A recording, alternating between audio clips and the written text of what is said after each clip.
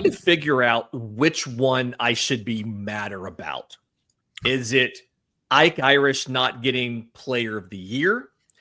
Or is it Chris Rembert not only not winning Freshman of the Year, not even being first team All SEC to a guy that he significantly outproduced? I mean, it's there's no like happy and friendly cold open in this one. I'm just like, we're a little annoyed. Lindsay Crowder's had to share Bradlaw. Let's talk about the SEC awards, guys. Yeah.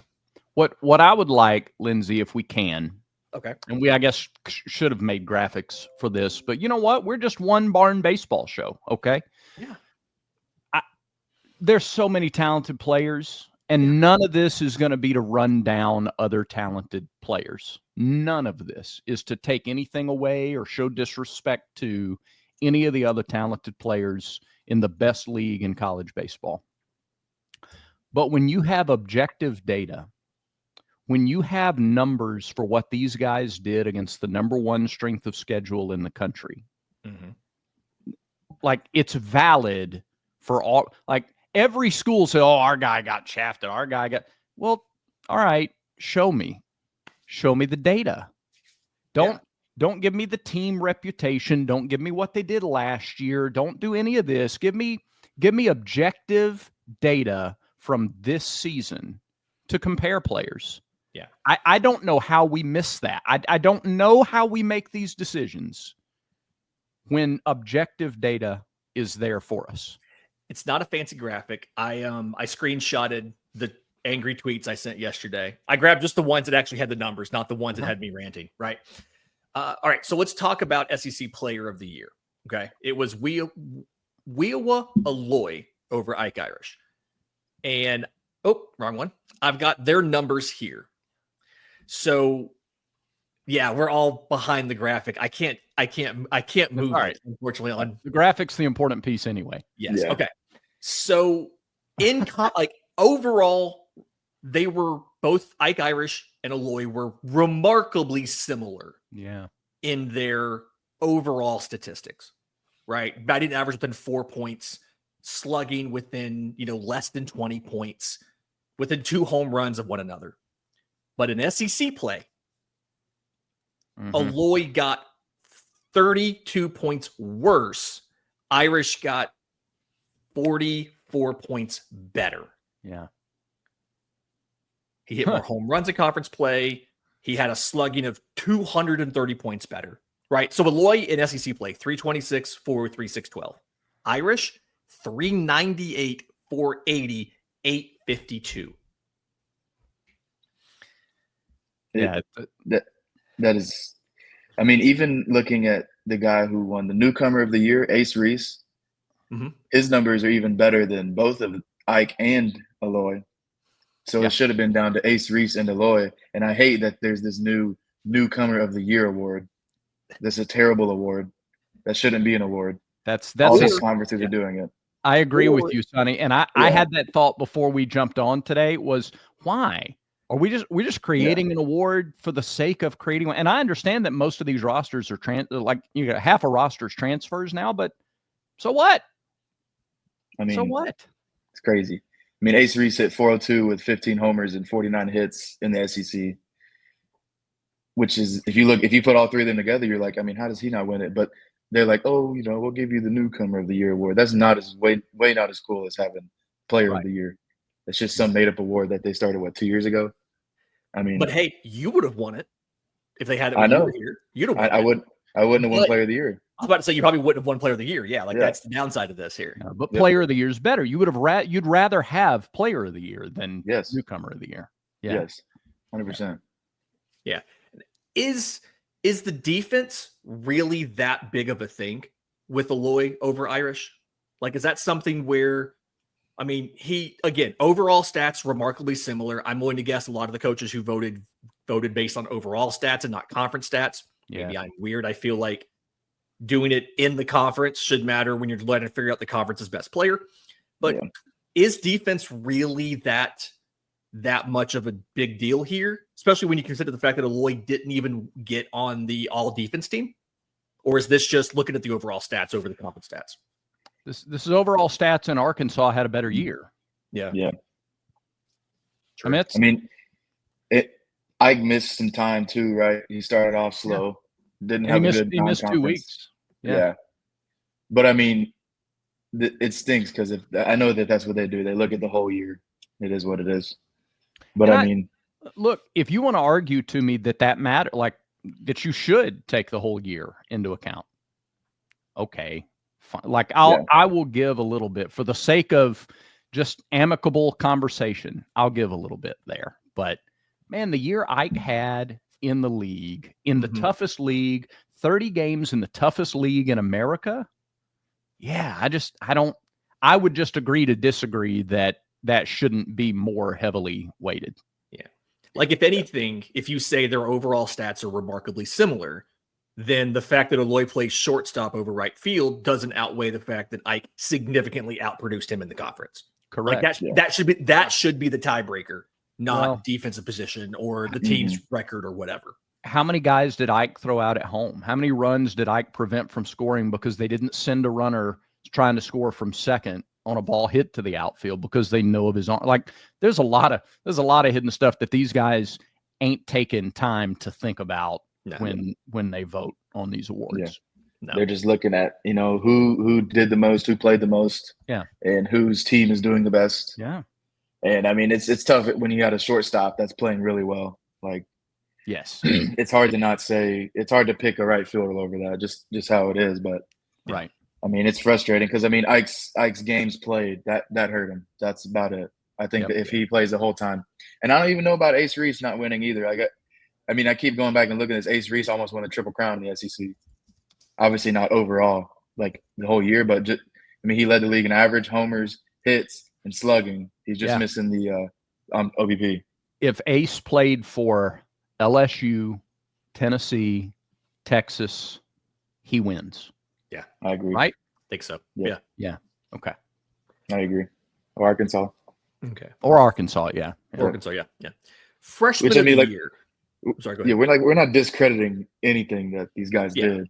Right. But it's like, it's hard to look at it and be like, I mean, it was close. You can't sit there and say Aloy got every single vote because if they did, they're crazy. I mean, it had to have been a 3-way split, and he had to have had just the majority. Yeah. How many other guys had comparable seasons on Arkansas's team? Because I'll admit to you, I don't know that. And I don't know how many other guys had comparable seasons on Mississippi State's team. Mm-hmm. I'm not saying anybody else had comparable season for Auburn. But if you look up and down that lineup, you see 3 guys on the all-freshman, all-SEC freshman team. You see Cooper McMurray. You see, you see guys that are you see Lucas Steele and the conference season that he had, and Eric Guevara's conference stats. And, you see some of those numbers and you go, all right, that's balanced. That's balanced. Ike didn't do it all by himself. Although you could argue that some of those road series he did, he single-handed. You could argue Ike single-handedly won a few games in conference play if you wanted to. Yeah. So overall stats, Aloy led the team with a 358 average. Charles Davilan was at 353 and Logan Maxwell at 350. So right behind him, they both were in double-digit homers. Yeah. Aloy did have 72 runs scored, which it's great. Really high number. Yeah. But in conference play, he had the 5th best average on the team. They had a 358, 3 guys in the 330s, and then Aloy at 326. He had the 5th best conference average on his own team. I mean, it's like what Brad was just saying. Like, it does matter. Like, if you're in that lineup and you're team like context, that dude, like if you're the guy and you're helping your team win the most, then that should definitely play the biggest factor. But I mean, Ike was in a good lineup, a really good lineup. Yeah. I mean, but he stood out in the lineup, him and Chris. Yeah. And to have neither of them shown their respect is not what you want to see. That's right. And Ike had a great tweet yesterday that said Chris Rembert is the People's Freshman of the Year. Yes. Thank you. Yeah. Yep. In the Southern Conference, when I was playing in it, there was a coaches, and then there was like a poll Freshman of the Year. I don't know how it worked, but I was the Freshman of the Year on one, and this kid was the Freshman of the Year on the other. And so I don't know if they still do that, but the People's Freshman of the Year definitely is.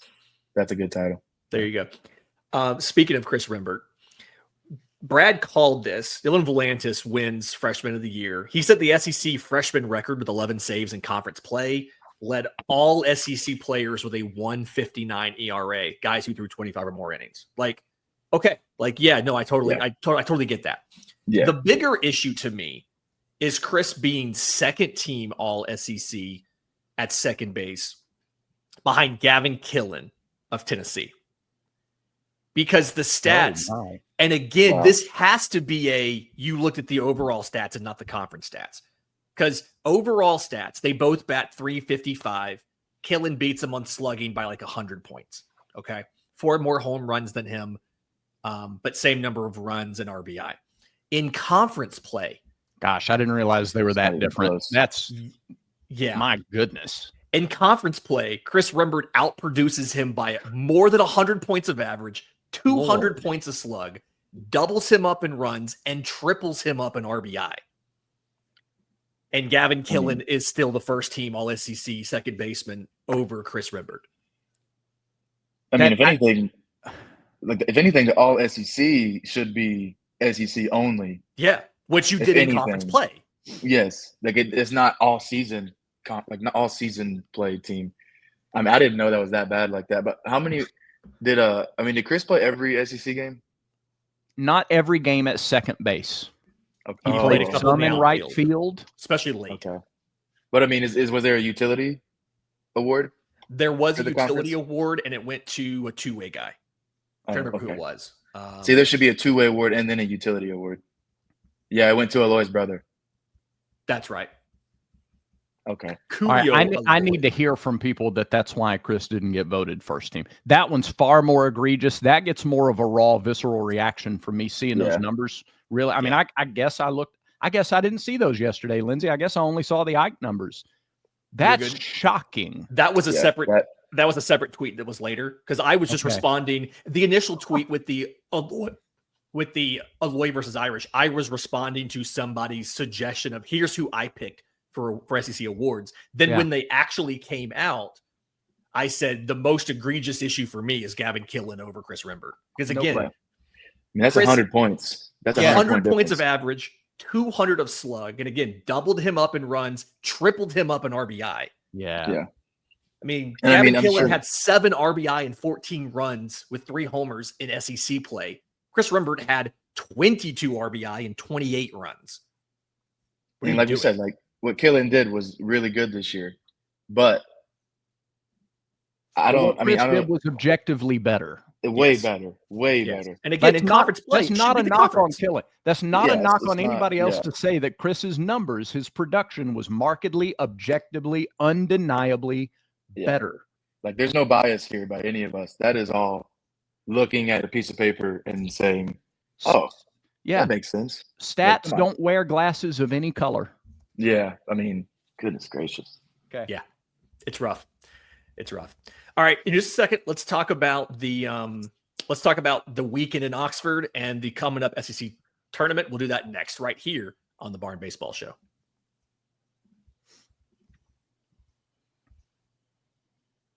Welcome back to the Barn Baseball Show. Lindsay Crosby, Sonny the Sheriff, Brad Law.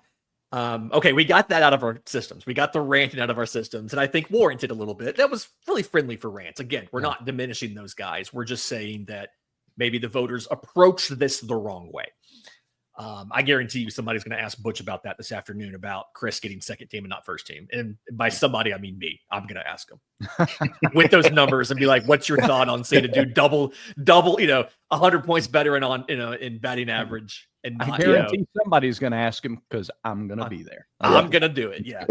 There should be freshman pitcher and freshman player of the year. There really should be. Yeah. And Chris would have won that, I think. Knock the newcomer of the year. Get that out of there. But the last thing I'll say about it, what Volantis did was incredible. You can't top what he did. He set a record.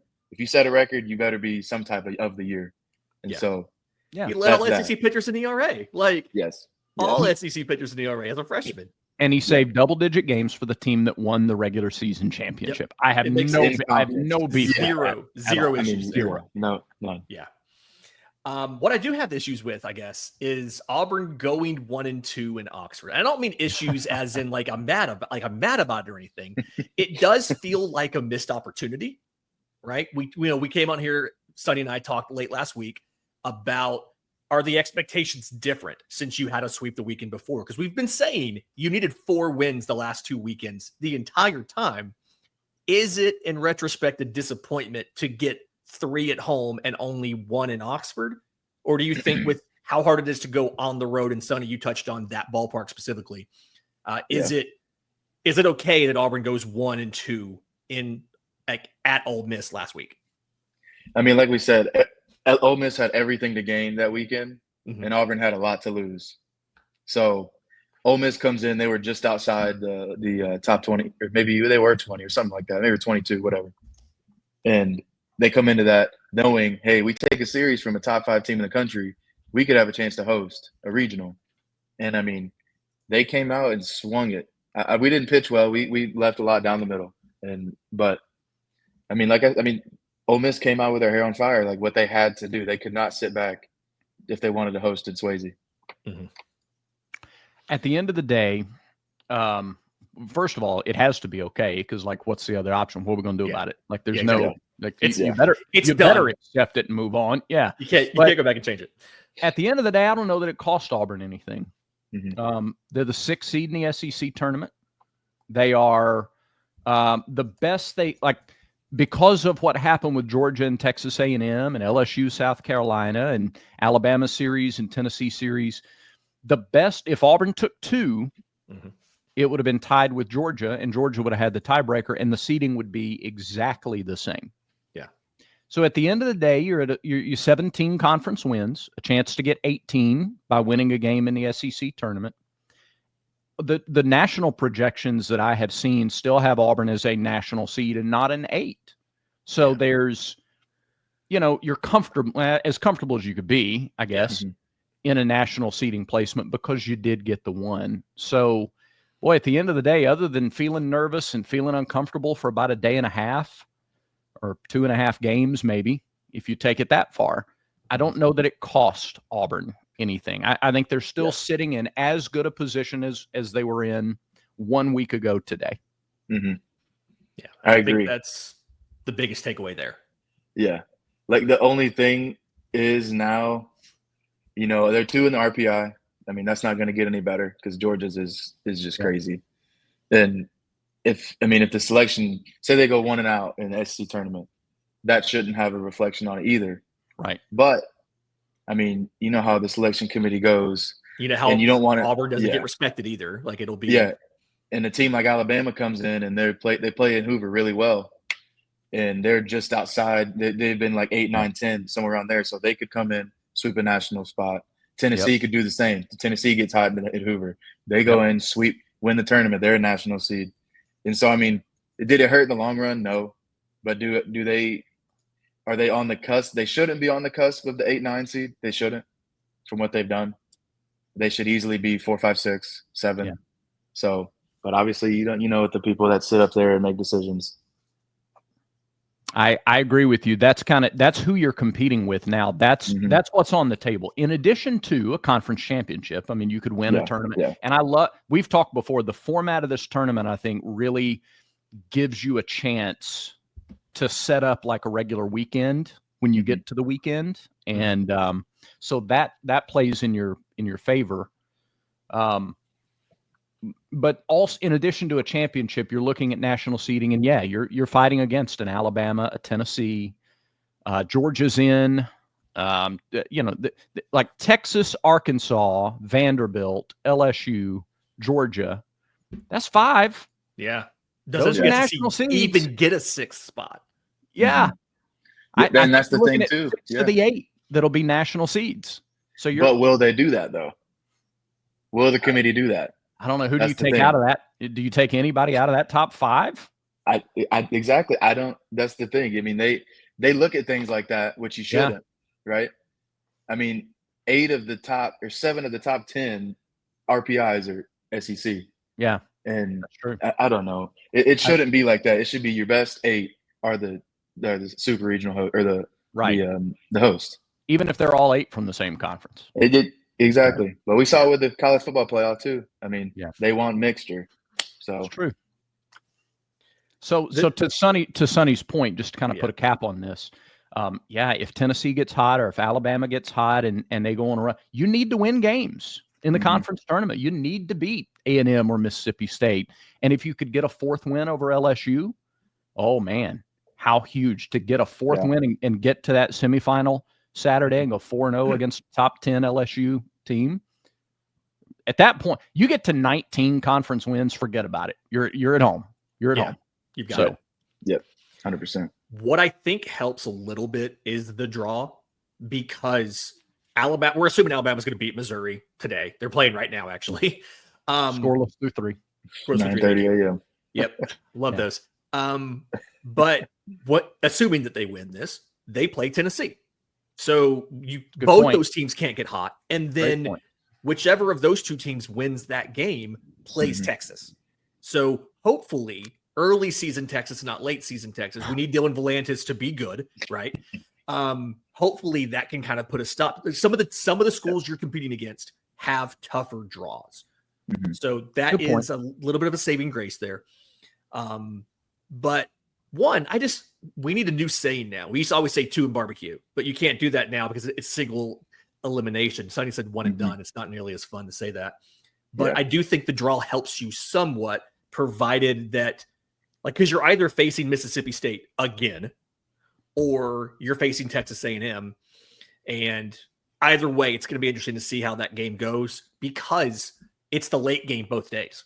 And Sonny, you can speak on this. I think, was it your year that y'all had the late game and that game started at like 11 p.m.?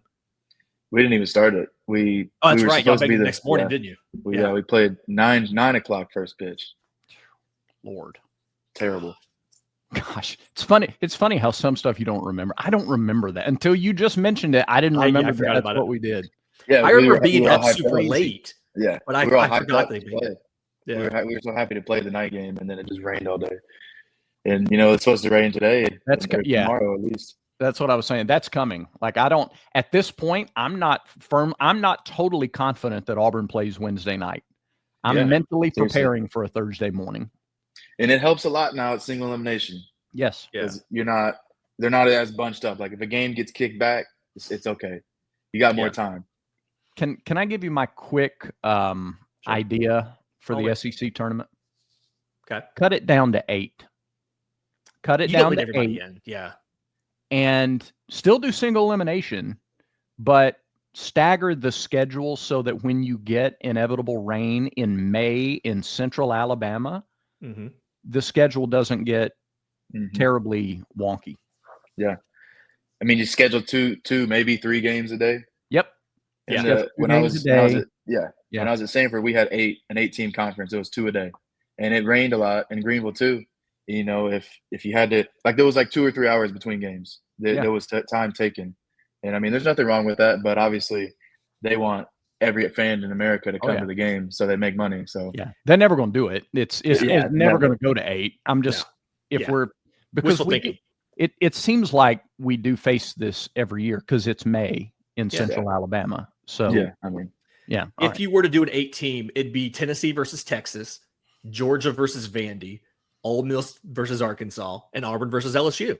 And I would much rather watch Auburn versus LSU than watch Alabama versus Missouri. Missouri does not deserve to be in the tournament. Honestly, I got to tell you, that's a pretty compelling tournament, if you ask me. Yeah, that's a lot of fun, and you guarantee those great matchups. What if Missouri gets lucky today and it takes one from Alabama? Tennessee versus Missouri feels like it'd be a bloodbath. Yeah, but you never know. You never know. That's baseball. That's baseball. Hey, Missouri's up, by the way, top of the 4th, 1-0. Shout out to everybody watching this after that game's gone final, and it we all look like idiots. 1-0. So if Alabama does not win today, they're still a host, right? 100%. Yeah, I think they're so. Still a host. You're competing for that last national spot more so than competing for hosting. I don't think they call it hosting. You're not in the national conversation at all anymore. Yeah, for sure. For sure. I mean, they have number 9 RPI right now. So and they're probably 20. They're probably a conference host. I'm sorry. I think they'd have to play their way up to being in the national seed conference. They'd have to do what Sonny was saying to kind of get red hot down there. Auburn's in the catbird seat on that one there. Yep. So what are the expectations for Auburn in this, right? Mississippi State, Texas A&M is going to be one of your two teams, probably Thursday morning, maybe Wednesday night. And then if you win that, you face off with LSU. Can you beat LSU a fourth time, or do you even get there? Do you have trouble with State or with A&M? Like, what's the expectation here? What should be the proper expectations for Auburn fans? I think we should see the pitching staff bounce back. I don't think there should be an expectation of a win or loss. Obviously, we expect them to win, right? Because but I think you got to see the pitching staff come back and be what they've been all year. On the note of the pitching staff, sorry to interrupt you, Brad. No, go ahead. You're going to take us there where I was going to go. Sam Dutton. Yep. Okay. So versus South Carolina, 5 runs on 8 hits in 4 innings. Against Ole Miss, he kind of regresses a little bit. 7 runs on 6 hits in 3 innings.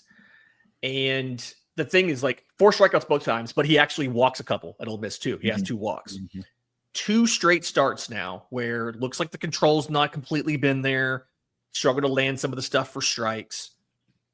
One, how early in the tournament do you use him? Do you wait until you get to a Friday? Do you use him on Thursday? What do you do? And what are the expectations with him? Because we've pretty much agreed you need to win at least one game. Do you wait to use him until it's closer to his normal start day of Friday? Yeah, I think you wait. Keep him on his schedule. I mean, because, they need to win to – I don't know if they need to win to be a national seed, but it would solidify it if they won. Yeah. You remove all doubt if you win. Yes, you remove all doubt. Have they named a starter for Wednesday yet? I'm assuming we'll get that this afternoon when we talk to Butch. Okay. Yeah. Brad might know. Because if you think about it this way, I'm assuming Alvarez, though. Yeah. Everybody's probably going to be throwing their midweek guy on today and the Wednesday game because they just had all their dudes throw this weekend. Nobody's going to try to bounce that back unless you're Mississippi State or A&M. Like Mississippi State will probably throw is Pico Condon their guy, their Friday guy? Think so? Yes. Or they'll throw Sierra. Yes. If they beat A&M tonight. And that's even if it's Wednesday, you think they'll throw him on Wednesday because he'd only be bumped up one day then, wouldn't he, from Thursday to Wednesday? Because he started Thursday. Yes, but Dutton obviously pitched on Friday. Like I mean, I bet we could see Tilly on at some point Wednesday if they really needed it.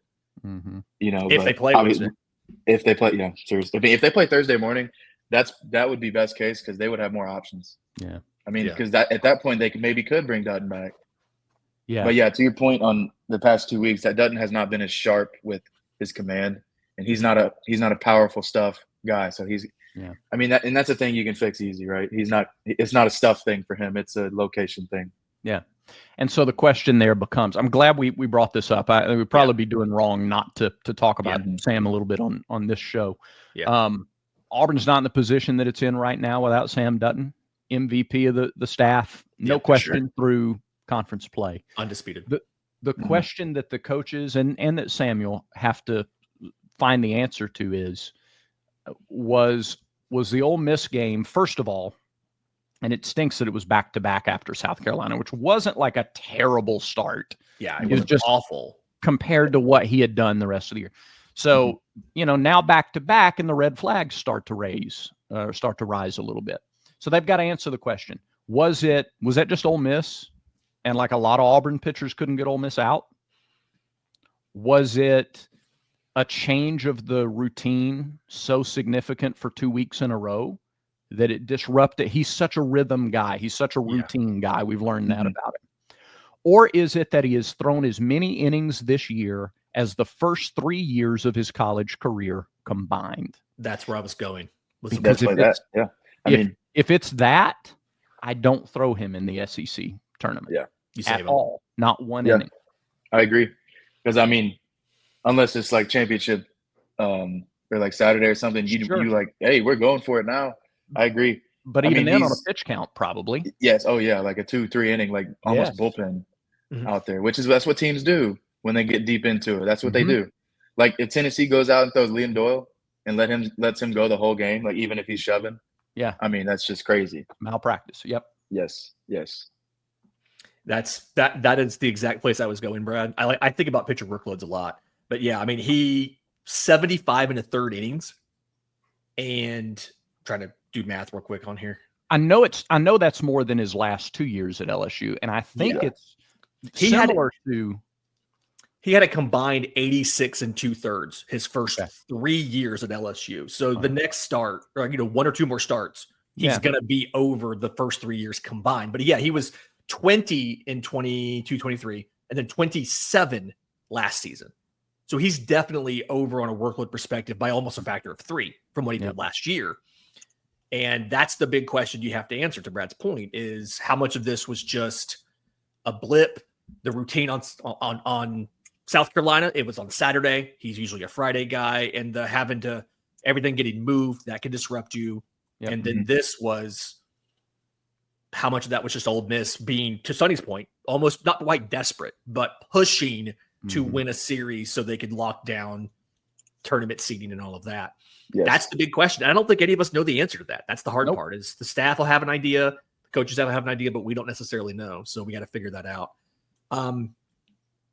Okay. I think I want to say Auburn's going to win at least one game in Hoover. I don't necessarily want to predict how deep they might go, but I do think they're going to win at least one game. Hopefully, by the time we're able to get back together later this week, they have actually played. We like to record on Thursdays, and with the weather, they may not play by then. But I'm going to assume that they're going to win at least one game. And I'd like to say if they get to LSU, they can beat LSU a fourth time. But that is incredibly hard to do. So I'm a little nervous about that draw. I would have rather have had, honestly, probably anybody else in the top 4 other than LSU, simply because there's going to be a little extra on LSU side for that matchup because they dropped all 3 of their games to you earlier in the year. Give me 2. I've been saying 2 every weekend all year long, except for the Alabama series. So give me 2 here. Okay. I like that it won't necessarily be trying to beat them for the 4th time because I think in the players' mind they put that in the past, and it's one game. I think it's one game, different stadium, different field, different everything. So let's go get 9 innings and take care of it. Doesn't mean they can't win more than that. Right. My baseline though all season pretty much has been give me 2 on a weekend. Sonny? Yep. I mean, as much as I want to say give me 4 or 3, however many it is to win it. Yeah. I'm just saying give me 1. Give me 1 win. Because at that point it's like, all right, 100% national seed, no doubt about it. And then they can go into LSU playing so free. No, other than just to beat the brains out of them. There's just going to be no pressure. Because it's like, we're a national seed. Like, if we lose this game, it's okay. Like, we're going to play hard. And also playing LSU in Hoover is not a if you would imagine it's a home game because you're in Alabama, it's not a home game at all. Nope. LSU travels big time. Yeah, that's more of a true neutral site game. Yeah, seriously. 2 hours away. No question. Yep. All right, this has been the Barn Baseball Show for Tuesday, May 20th. Do us a favor if you're if you're not already subscribed to thebarnauburn.com, free or paid, definitely helps out. Helps out a ton there. I can't talk today. Sorry about that. For Brad Law, for Senator DeShera, I'm Lindsay Crosby. This has been the Barn Baseball Show.